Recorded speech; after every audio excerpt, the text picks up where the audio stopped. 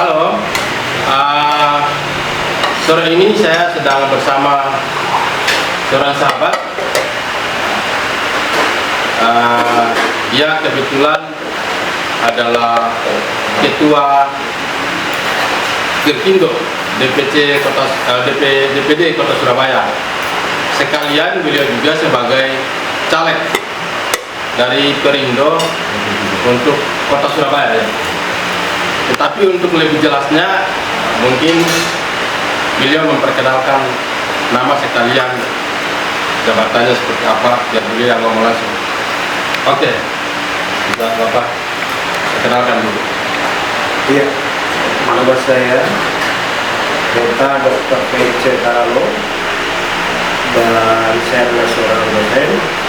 Dan untuk di Gerkindo adalah saya ketua DPD Kota Gerkindo, Surabaya. Oke, demikian perkenalannya. Saya masih lanjut untuk ada ngobrol-ngobrol beliau. Pak Pence, saya mau bertanya dulu sebagai ketua DPD Gerkindo Kota Surabaya. Saya mau tanya bahwa program Pak Pence untuk sebagai ketua di DPD Kota Surabaya untuk Gerkindo, apa program yang akan dikerjakan oleh Pak Pence di Kota Surabaya ini sebagai ketua DPD Gerkindo? Program jangka pendek itu seperti apa yang akan dilakukan, dan jangka panjang itu seperti apa yang akan dilakukan? Silakan.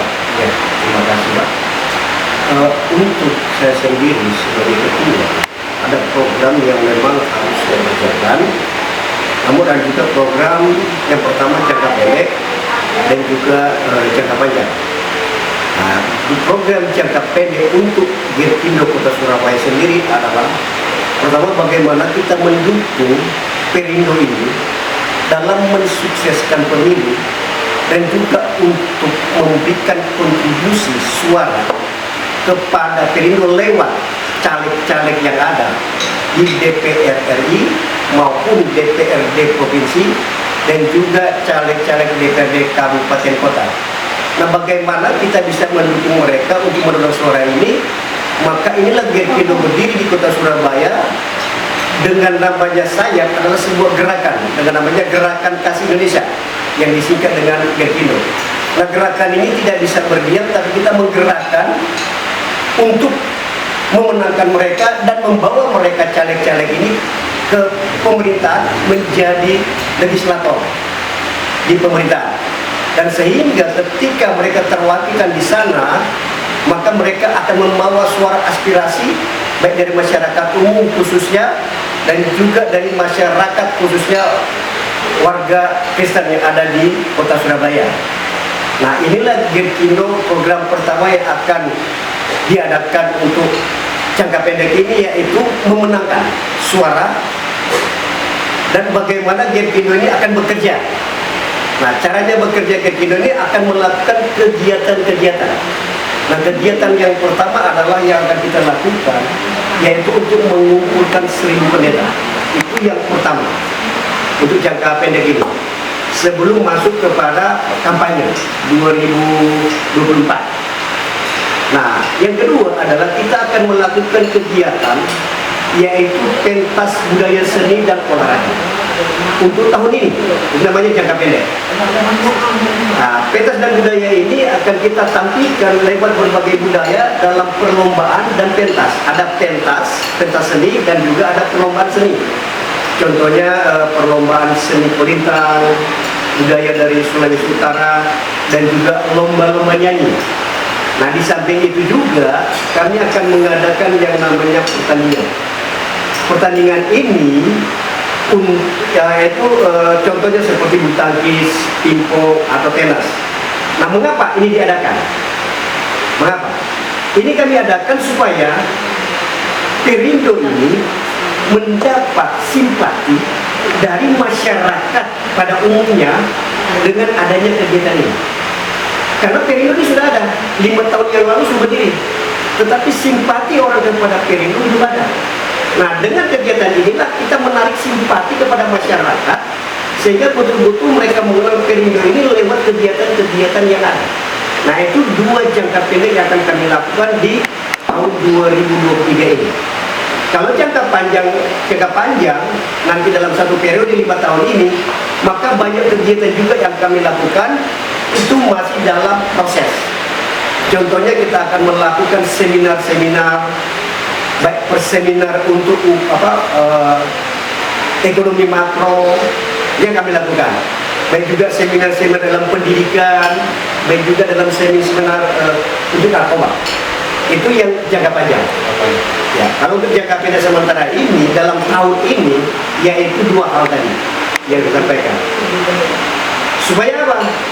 Supaya apa yang disampaikan oleh Ketua Umum kita Bapak Haritanu Sudibyo untuk memenangkan suara sehingga ada fraksi di Senayan DPR RI itu. Jadi Gerkindo bergerak untuk seperti itu dalam jangka waktu pendek ini. Saya kira itu sedikit penjelasan dari saya. Oke. Teman-teman yang menonton video ini, saya lebih memperjelas bahwa Gerkindo ini adalah salah satu sayap dari Partai Perindo. Partai Perindo sebetulnya dia punya banyak sayap. Sayapnya ada di berbagai link organisasi yang lain maupun ada di berbagai keagamaan itu ada. Nah, Gerkindo ini adalah salah satu sayap, bagian dari sayap Perindo juga, yang memang banyak kali yang dilakukan untuk melanjutkan visi misinya Perindo. Nah, kebetulan Gerkindo ini adalah gerakan Kasih Indonesia. Jadi saya lanjut lagi bertanya ke Pak Pence. Kita sudah tahu jelas bahwa Gerkindo adalah gerakan Kasih Indonesia. Artinya dari namanya aja kata dasarnya adalah kasih. Berarti kita harus melakukan banyak pelayanan dalam hal kasih. Nah, saya ambil contoh kalau di Perindo Pusat program yang mereka sudah lakukan, kalau saya lihat bukan Perindo Pusatnya tetapi di MNC Group-nya, karena MNC Group ini juga ada salah satu bagian dari medianya Pak Haritanu. Dalam hal ini juga sama dengan Partai Perindo, tetapi setiap departemen kan beda. Nah, salah satu adalah MNC TV, dan saya lihat sendiri MNC TV yang di bawah kepemimpinan Mbak Veronica, anaknya Pak Haritanu juga melakukan program kasih, yaitu bedah rumah. Jadi mereka lakukan program kasih bedah rumah orang-orang yang tidak mampu, mereka gantikan, mereka bongkar, mereka bangun yang baru. Itu yang saya lihat di program MNC TV yang di bawah pimpinan Mbak Veronica, mereka sudah lakukan itu. Kalau di programnya Partai Perindo, seperti mereka membantu ekonomi UKM-UKM, termasuk salah satunya adalah gerobak atau rombong-rombong jualan itu yang dibagi ke seluruh masyarakat Indonesia. Artinya hal yang sama adalah bagian dari salah satu adalah Gerkindo. Nah, artinya Bapak juga sebagai ketua DPD Gerkindo Surabaya pasti punya kontribusi juga untuk melakukan hal tentang yang namanya kasih. Nah, kalau kita bicara kasih, kontribusi nyata yang akan Pak Pence lakukan untuk Kota Surabaya, karena Pak Pence kan ketua untuk wilayah daerah Surabaya, maka kontribusi nyata untuk menerjemahkan kasih itu kira-kira apa yang mau Pak Pence lakukan? Yang tadi Pak Pence cerita, itu kegiatan-kegiatan yang salah satu yang memang sekaligus memperkenalkan Perindo juga. Tetapi kita kembali kepada dasar sayap ini adalah kasih, gerakan Kasih Indonesia, maka ada kontribusi nyata dalam bentuk kasih itu, seperti contoh yang saya sebutkan yang dilakukan MNC TV maupun Perindo Pusat. Itu kira-kira dalam Gerkindo ini kontribusi nyata apa yang Pak Pence mau lakukan untuk program kesejahteraan masyarakat di Kota Surabaya? Terima kasih. Ya, memang Partai Perindo sudah melakukan kontribusi baik dalam bentuk berubah, dan itu sudah berjalan kepada masyarakat yang ada di Indonesia dan juga di Kota Surabaya sedang berjalan sampai saat ini. Bagaimana juga dengan Gerkindo yang ada di Kota Surabaya, itu pun saya sudah pikirkan jauh-jauh sebelum masuk dalam Gerkindo ini. Sudah ada dalam ide saya bagaimana mengembangkan Gerkindo itu sendiri di Kota Surabaya lewat bentuk kontribusi yang akan kami kerjakan terhadap masyarakat umum dan masyarakat khususnya dan warga. Nah, bagi masyarakat umum yang akan kita lakukan kontribusi dalam bentuk, kalau Perindo sudah melakukan dalam bentuk pembagian gerobak-gerobak, tetapi kalau Gerkindo bukan gerobak, karena gerobak itu sudah bagian daripada Perindo sendiri. Tapi kalau Gerkindo sendiri Kota Surabaya, bagaimana satu bentuk kita akan melihat orang-orang yang tidak mampu dan kita akan kunjungi kepada mereka dan akan kita melihat kebutuhan mereka itu apa. Ya, kebutuhan mereka itu apa? Bukan sekedar kita pergi melihat dan kita tidak mencari tahu kebutuhan mereka, bukan cuma pergi menyapa, tetapi kita mencari tahu kebutuhan mereka di sana apa. Khususnya di dalam garis kemiskinan. Contohnya mereka yang ada tinggal di tempat-tempat yang tidak jelas, yang tidak punya tempat tinggal, yang tidak punya tempat tinggal di bawah kolong jembatan. Begitu juga kepada mereka yang tidak punya pekerjaan sebagai pengamen, beca. Nah, itu yang akan kita lakukan, Gerkindo yang akan lakukan. Untuk apa? Bagaimana cara kita akan memberkati mereka lewat kontribusi yang akan kita kumpulkan bersama dengan rekan-rekan yang ada di pengurus Gerkindo Kota Surabaya. Maka itu akan kita berikan kepada mereka. Dalam bentuk apa? Bisa dalam bentuk uang, bisa dalam bentuk sembako, ada juga sentuhan yang namanya sentuhan kasih yang nggak bisa ada nilainya. Yaitu apa? Memperhatikan mereka. Itu namanya sentuhan. Kalau kita hanya sekedar memberi, pergi dan pulang, nggak ada sentuhan, bagi mereka biasa saja, itu sudah sering terjadi. Sentuhan ini adalah membuat sebuah pendekatan. Artinya mereka butuh rangkulan, butuh dipeluk dan butuh kasih sayang. Itu sebetulnya yang sering dilupakan. Tapi kalau kita hanya berdasar memberkati lewat jasmani, nggak ada sentuhan, maka itu kau datang dan pergi sesuka hati saja bahasanya. Jadi itulah Gerkindo yang akan kerjakan ke depan. Seperti itu. Jadi banyak hal yang akan dikerjakan Gerkindo ini untuk membangun supaya Perindo ini lebih besar dan lebih jaya. Untuk apa? Untuk Indonesia maju. Itu yang bisa kita sampaikan. Oke. Jadi teman-teman, inilah sekilas saya tanya-tanya tentang sebagai ketua DPD Gerkindo Kota Surabaya. Saya mau lanjut karena kebetulan beliau ini caleg dari Perindo Kota Surabaya. Saya mau tanya juga langsung sekalian, sebetulnya beliau ini, Pak PNC ini, Pak masuk caleg ini motivasinya apa sih? Kita pengen tahu. Apakah ada motivasi yang mungkin cukup bisa membantu pengetahuan kita? Saya langsung bertanya kepada beliau.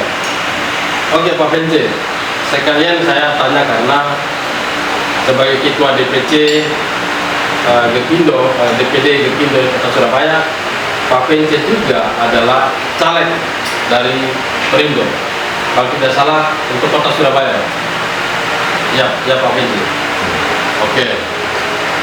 Saya pengen tanya, motivasi apa Pak PNC mau masuk politik atau mau masuk sebagai caleg Kota Surabaya? Misalkan contoh, kan ada orang motivasi kan macam-macam.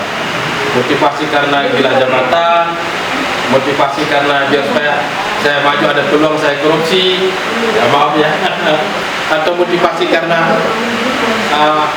pengen apa di sebagai caleg, atau memang karena ada beban, ada hal-hal yang memang Pak PNC mau untuk melayani masyarakat lewat anggota DPRD. Silakan Pak Pince bisa jelaskan. Ya, terima kasih Pak. Ya, untuk saya sebagai caleg dari Partai Perindo untuk DPRD Kota Surabaya, yang menjadi sebuah motivasi saya untuk masuk caleg adalah bagaimana saya melihat di tingkat kepemerintahan yang ada di Kota Surabaya sebetulnya sudah bagus, sudah berjalan dengan baik. Tetapi ada juga hal-hal yang masih kurang yang harus diperbaiki. Bukan berarti kita mampu memperbaiki, untuk seorang diri itu tidak mampu. Tetapi ada hal-hal yang harus kita ajukan sehingga dapat diterima oleh rekan-rekan yang ada di legislatif. Ya. Jadi selain daripada anggota dewan menjadi anggota dewan sebagai pengawas, tapi ada juga yang harus kita lakukan di sana. Pertama, perbaikan rohani. Itu yang pertama. Perbaikan rohani di sini adalah pembentukan rohani daripada legislatif sehingga akan menjadi sebuah pemikiran yang positif, baik itu dalam mengambil keputusan, baik itu dalam menjalankan tugas. Karena kalau tidak ada pembentukan rohani kepada anggota dewan di sana, maka kita hanya berjalan biasa saja dan stuck seperti biasa. Dan sehingga bicara korupsi tidak ada yang takut. Tetapi kalau ada peningkatan rohani di sana, maka ada rasa ketakutan untuk melakukan sesuatu yang tidak baik. Kedua, benar-benar menjalankan tugas sebagaimana tugas yang dijalankan, dalam arti bukan memanfaatkan tugas. Ya, ada tugas tapi dimanfaatkan. Manfaatkannya adalah jalan-jalan. Nah, inilah yang harus diterobosi, yang inilah yang harus dipangkas. Jangan memanfaatkan jabatan karena tugas. Nah, ini yang tidak boleh terjadi. Kebanyakan yang terjadi seperti itu. Kemana? Ke Filipina, kemana? Itu dimanfaatkan lewat apa? Banyak yang terjadi lewat ada yang belanja, ada yang jalan-jalan. Nah, inilah yang diperbaiki. Cara memperbaiki seperti apa? Harus rohani yang lebih tinggi daripada jasmani. Kalau jasmani lebih tinggi daripada rohani, maka jasmani akan mengatur rohani. Sehingga tugas yang harus dijalankan akan berdampak kepada sesuatu yang akan terjadi negatif. Contohnya apa? Bisa korupsi. Ini akan terjadi. Seperti itu untuk awal. Nah, kalau untuk yang lain-lain apa? Ya, kalau bicara aspirasi masyarakat sudah dari dulu Pak, aspirasi masyarakat. Tapi bagaimana kita mengimplementasikan apa yang menjadi sebuah kebutuhan masyarakat. Bukan hanya mendengarkan, tapi merealisasikan. Seperti apa? Kesehatan.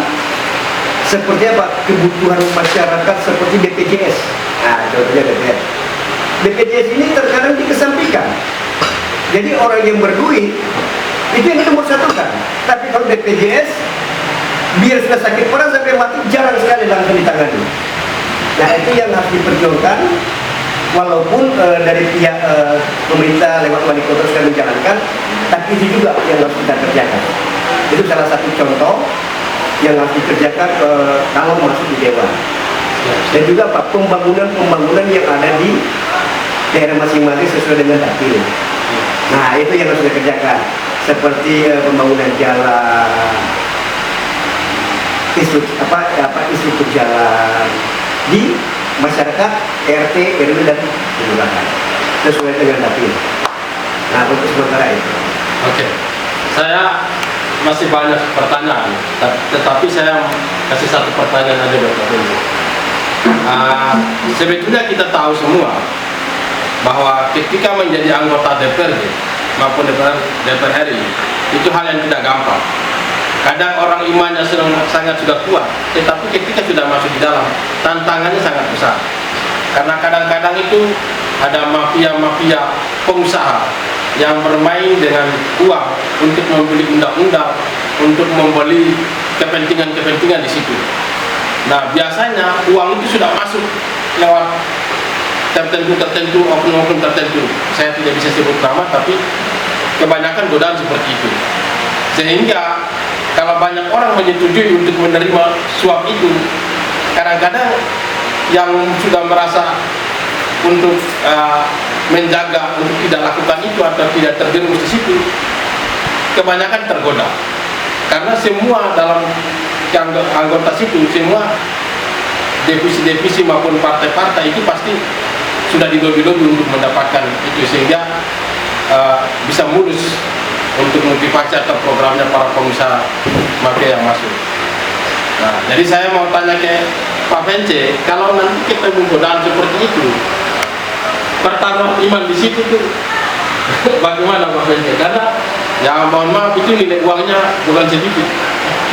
Orang ya, saya tidak menyatakan ke Pak Vence, tetapi pengalaman banyak teman-teman, begitu kita ngomong sangat suci banget, tapi ketika di tengah jalan godaan itu luar biasa, apalagi uangnya bukan sedikit, miliaran, apalagi proyek-proyek itu.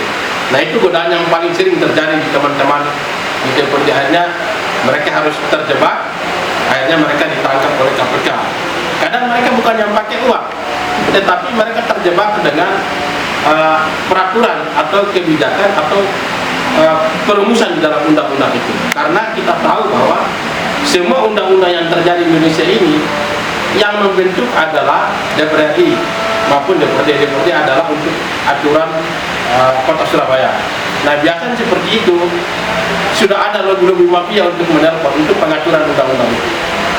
Nah, saya tanya ke Pak Vence, kalau seperti itu terjadi, pertaruhan iman Pak Vence bagaimana? Pak Vence tetap mempertahankan yang namanya kebenaran, tetap kebenaran. Ini yang gampang-gampang sulit. Jadi oke, terima kasih.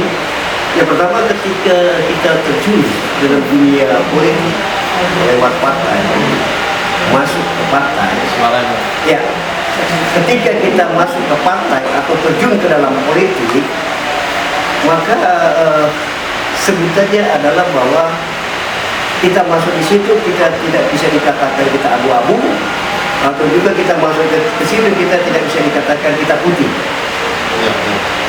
Nggak bisa itu, karena sulit. Karena hari ini bisa kawan, besok bisa lawan. Nah, itulah partai. Apalagi kalau rapat itu. Apalagi kalau rapat. Ya, tapi memang rapat itulah yang memang harus terjadi, namanya adu argumentasi dalam sebuah apologet. Seperti itu memang harus ada. Ya. Bukan mempertahankan kebenaran, tetapi berapologet untuk sebuah kebenaran. Walaupun berbeda pandangan, memang itu harus terjadi di dewan. Memang sudah itu seperti sifatnya. Nah, bagaimana kita mempertahankan iman bila mana ada godaan? Ya, oke. Memang kalau secara fakta real yang ada di lapangan, baik dari pusat maupun tingkat daerah, sudah terjadi ada yang juga masuk tak mampu mempertahankan iman. Tetapi ingat, ada juga segelintir kecil orang yang tetap mempertahankan iman sehingga tidak masuk, dan itu bukti ada. Bukti ada bahwa contohnya tidak masuk sampai sekarang aman. Tanpa sumber apa? Mereka mampu menjaga kualitas. Ya. Jadi memang sebuah pertanyaan yang sangat bagus dan sulit, tapi perlu diketahui bahwa ada memang jatuh karena dia kompromi. Ya. Walaupun dia tidak mengetahui kalau itu suap, tapi dia cuma tanda tangan, akhirnya dia kena. Ya, kena, betul. Setuju. Padahal dia tidak tahu. Sering terjadi. Kadang-kadang iya. Kadang-kadang kan begini, contoh begini aja gampang. Kertas kosong, terus kamu kalau lihat tanda tangan, ya. Dia nggak tahu apa tanda tangan di siapa karena kertas kosong. Iya, betul. Ternyata dia tidak tahu itu bahwa dia harus menyetujui untuk menerima dana ini walaupun dia tidak terima. Nah, akhirnya mau tidak mau kalau sudah tanda tangan, ya otomatis masuk. Nah, itu terjadi. Nah, oleh karena itu masuk ke dalam politik itu kita harus satu, intelektual ada. Ya. Harus ada intelektual. Kedua, bagaimana intelektual ini kita punya filter. Ya. Orang punya intelektual tapi tidak punya filter itu berbahaya. Filter di sini adalah menjadi seorang yang bijak. Ya. Bijak di sini adalah orang yang memiliki pengertian untuk mengambil sebuah keputusan yang tepat, bukan keputusan yang salah. Ada orang buru-buru mengambil sebuah keputusan, jadi tidak bijak tanpa memperhitungkan. Ketika dia mau tanda tangan untuk apa? Ketika dia mau jalankan disuruh untuk apa? Untuk proyeknya apa? Legal tidak? Nah itu orang bijak. Orang bijak ini harus ada pengetahuan. Bukan cuma orang saya takut Tuhan. Dengan iman saya melangkah, dengan iman saya maju, saya percaya, saya bisa. Tapi tidak punya intelektual, maka dia tidak punya filter. Ini yang sering jatuh. Ini yang sering jatuh. Jadi ketika apakah saya masuk ke sana bisa menahan godaan? Ya kita harus pintar-pintar. Pintar di situ apa? Jangan sampai terjebak. Terjebak itu apa? Karena banyak proyek-proyek yang meminta izin kepada legislator ini untuk menyetujui meloloskan proyeknya. Itu sudah pasti. Dan godaan itu tidak bisa dihindari. Godaan itu tetap ada. Tapi satu lagi, ada intelektual harus ada. Dengan filter. Nah kalau kita di sini kita akan pakai apa? Satu, takut Tuhan. Amin. Harus takut Tuhan. Amin. Orang punya intelektual tidak takut Tuhan, bahaya. Kedua, sebaliknya, orang takut Tuhan nggak punya intelektual, bahaya juga. Ya. Jadi harus keseimbangan antara intelektual dan takut Tuhan. Ya. Supaya kita bisa memilah. Ini proyek apa? Ini dari siapa? Ini jalannya bagaimana? Seperti itu. Walaupun kita cuma dapat sedikit, tidak masalah. Karena tujuan situ bukan mencari kekuasaan untuk semua keuangan. Kebanyakan ada yang berpikir, ya sudah keluar banyak waktu kampanye, penebusannya itu pengembaliannya baru 3 tahun baru dapat. Nah, cara bagaimana? Otomatis caranya gampang seperti itu untuk mengembalikan dana yang sudah keluar. Berarti yang seperti itu bukan orang yang politik untuk memajukan bangsa dan negara ini. Bukan hanya untuk satu kekuasaan. Tapi kalau kita memasuki situ hanya untuk kekuasaan, itu sudah salah besar. Walaupun harus ada kekuasaan. Dan kalau nggak ada kekuasaan, kita mendapat legalitas dari mana untuk menjalankan juga. Itu kekuasaan itu. Jadi kalau ditanya mampu, ya ini tadi ada 2 yang saya katakan. Kita harus satu takut Tuhan dan punya intelektual.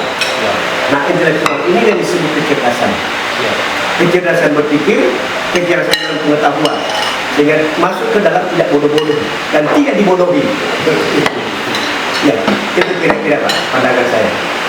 Oke Pak Pence, saya kira kita tutup sampai di sini karena waktu yang sudah singkat. Mungkin next time kita akan lanjut lagi. Jadi Pak Pence ini di poin terakhir, Pak Pence saya memberikan waktu untuk memberikan kata statement terakhir, statement penutup, 2 statement penutup, 1 sebagai statement penutup sebagai ketua DPD Gerkindo Kota Surabaya, dan statement penutup yang kedua adalah sebagai caleg Gerkindo, caleg Perindo untuk Kota Surabaya, untuk mungkin bisa statementnya semacam pesan-pesan sehingga teman-teman yang caleg juga mereka harus berhati-hati ketika di anggota DPRD, tidak tergoda karena banyak tantangan. Silakan, waktunya dipergunakan. Ya, sebagai ketua DPD Gerkindo Kota Surabaya, maka saya bisa mengharapkan bagi seluruh masyarakat yang ada di Surabaya dan di sekitarnya dan Indonesia, untuk Gerkindo sendiri, mari kita majukan dan kita berjuang. Karena Gerkindo ini namanya gerakan kasih untuk berjuang. Berjuang untuk apa? Ya secara otomatis untuk berjuang rakyat kita sendiri. Yang pertama adalah kita berjuang untuk keluarga kita sendiri, supaya keluarga ini kita di Gerkindo mendapat kepercayaan dari keluarga, dan juga berjuang untuk masyarakat tetangga kita kiri kanan, supaya kita dapat kepercayaan dari tetangga kiri kanan, dan juga kita berjuang kepada umat Tuhan, yaitu jemaat Tuhan, supaya kita mendapat kepercayaan dari mereka dan kita dipercayakan oleh mereka.